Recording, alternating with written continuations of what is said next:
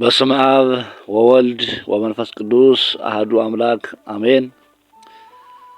የተከበራችሁ የጉባኤ ኒቂያ ዩቲዩብ ቻናል ተከታታዮቻችን እንግዲህ ያለቃ ቡሩኬ ወልደ ቡሩክ አገባብ ክፍል 3 በዛሬው ዕለት ይቀጥላል። ክፍል 3 እንግዲህ ሶስተኛ ጉባኤ በየ የሚነሱ ግሶችን ወይንም በየ የሚነሱ አናቅጽን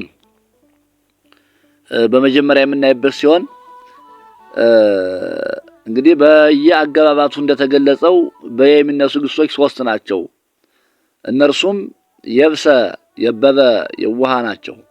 እንግዲህ የብሰ ደረቀ፣ የበበ እልል እልል አለ፣ የውሃ አታለለ። እነዚህ ናቸው ይላል አለቃ ቡሩኬ። በሌላ መንገድ ይቤስ መነሻው የየስ ሐዲስ አይደለም የሚል ጥያቄ ሊነሳ ስለሚችል ይቤን ያላካተተው ስርዋጽ ስለሆነ ነው ይላል። ስርዋጽ ማለት ትርጉሙን ስናይ የጠመመ ማቅኛ፣ የጎደለ መሙያ ማለት ነው። የጠመመውን ማቅኛ ማለት ዘንዱን ሲሞላ ሲሆን የጎደለውን መሙያ ማለት ደግሞ ንዑስ አንቀጹን ሲሞላ ነው። በእነዚህ ባህሪያት የተነሳ ይቤ አልተካተተም። በሌላ አገላለጽ ይቤ አንደኛ ነባር አንቀጽ ነው። ነባር አንቀጽ ነው። እዚህ ጋር በየሚነሱ ግሶች ሲል ከአስከፈ ያሉ ግሶችን ስለሆነ እሱም አንዱ ምክንያት ነው። ሌላው አለቃ ቡሩኬ ወልደ ቡሩክ ይሄንን ይበሉ እንጂ የተለያዩ የግዕዝ መጻሕፍትን ገልበጥ ስናደርግ በየ የሚነሱ ግሶች እነዚህ ብቻ አይደሉም። ወደ 8 የሚደርሱ በየ የሚነሱ ግሶች አሉ። እነዚሁንም አካቶ ማለት ነው። ለምሳሌ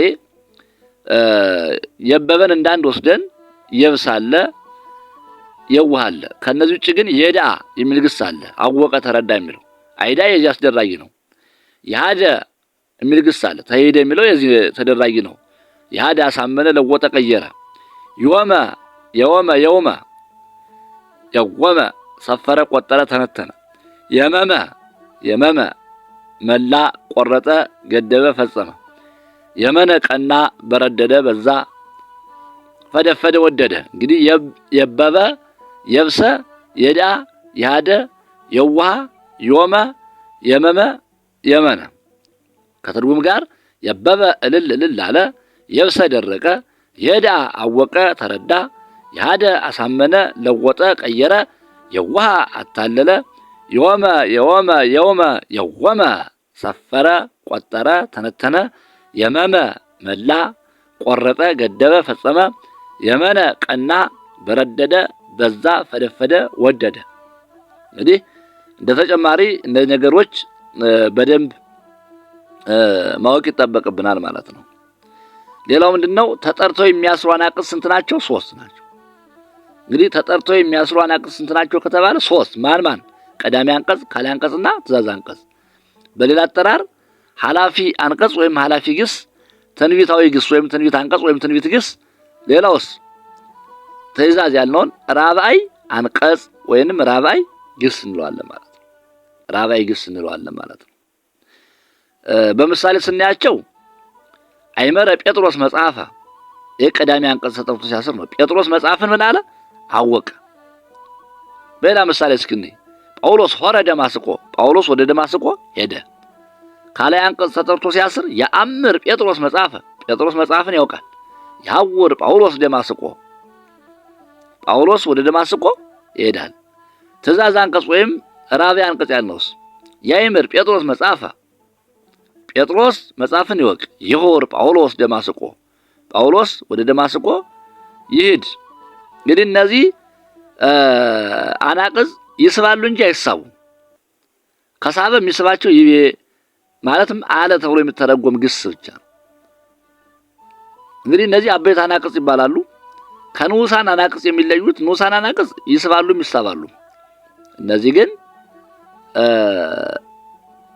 ከአለ ተብሎ ለምሳሌ እንደ ብሂለ፣ እንደ ይቤ፣ እንደ ብሂል የመሳሰለ ግስ ካልሳባቸው በስተቀር ሌላ ግስ ስለማይስባቸው አበይትነታቸው እሱ ነው። አንድ ሁለተኛ ያለምንም ረዳትነት ማለትም ውእቱ ሳያስፈልጋቸው በራሳቸው ቆመው ማሰር ይችላል። እንግዲህ ንዑሳን አናቅጽ የሚሳቡት በአበይት አናቅጽ ነው። በእነዚሁ ማለት ነው፣ በቀዳማይ በከላይና በትእዛዝ። እንግዲህ እርስ በርሳቸው ይሳሳባሉ። ንዑሳን አናቅጾች እርስ በርሳቸውም ይሳሳባሉ። አበይት አናቅጽን ግን ከይቤ ከብሂልና ከብሂል በቀር የሚስባቸው የለም።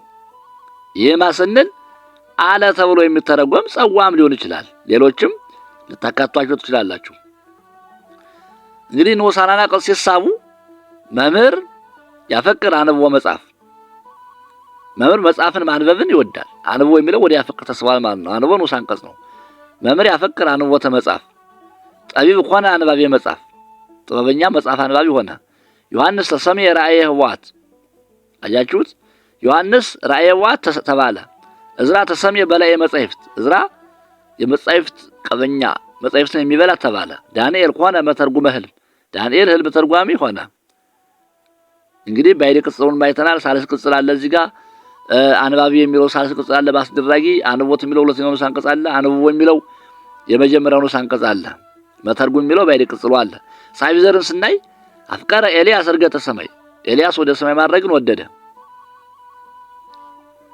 እንግዲህ ዘንድ ደግሞ ስቦ ሲሳብ ምን ይላል? ነአ ወልደ ፈኑከ ሀበ ካልእ ብእሲ። ወደ ሌላ ሰው ልክ ዘንድ ልጅ ሆይ ና። እንግዲህ ፈኑከ የሚለው ሀበ ካልእ ብእሲ የሚለውም በውስጠ ተሳሳቢነት ስቦ ወደ ነአ ይሳባል ማለት ነው። ቦዝስ ሶበሰ ሀሎከ ዝየ መጽኤ እምራእይኩከ። ከዚህ ብትኖርማ ኖሮ መጥቼ ባየሁ ነበር። መጽኤ የሚለው ማለት ነው። አበይት አናቅጽ በይቤ በብሂልና በብሂል ሲሳቡ እስኪ ይቤ እግዚአብሔር የታምልኩ ባይደ አምላከ ዘእንበሌ። እግዚአብሔር ከኔ በቀር ሌላ አምላክ አታምልኩ አለ። የታምልኩ ወደ ይቤ ማለት ነው። ይቤ መጽሐፍ ይቤ ሙሴ በቀዳሚ ገብረ እግዚአብሔር ሰማይ ወምድረ። ራሱ ይቤን ይቤ ሲስበው ማለት ነው። ሙሴ በመጀመሪያ እግዚአብሔር ሰማይና ምድርን ፈጠረ አለን መጽሐፍ አለ። ተብይለ በሙሴ በቀዳሚ ገብረ እግዚአብሔር ሰማይ ወምድረ በተደራዩ። በመጀመሪያ እግዚአብሔር በመጀመሪያ ሰማይና ምድርን ፈጠረ በሙሴ ተባለ። ወይቤ እግዚአብሔር ለሙሴ ምንት ዝ ዘወስጠዴከ ወይቤሎም ይላል። ወይቤ ሙሴ በትር። እግዚአብሔር ለሙሴ ወይንም ሙሴን በእጅ ላይ ያለው ምንድነው አለ። ወይቤ ሙሴ በትር፣ ሙሴም በትር ነው አለ። ብሂል ሜልኮል የወለደት። እንግዲህ የወለደትና ብሂል ነው የምታዩት። ብሂል ሜልኮል የወለደት ወልደ። ብሂል አድግ አብቆለ ቀርነ። ሜልኮል ልጅ ወለደች ማለት አድግ ቃንዳ ወጣ ማለት ነው ይለናል። ከዚህ በመቀጠል ሳይጠሩ የሚያስሩ አናቅጽ 3 ናቸው የሚለውን በቀጣይ የምናይ ይሆናል። ለዛሬው በዚህ ብቃን። ይቆየን።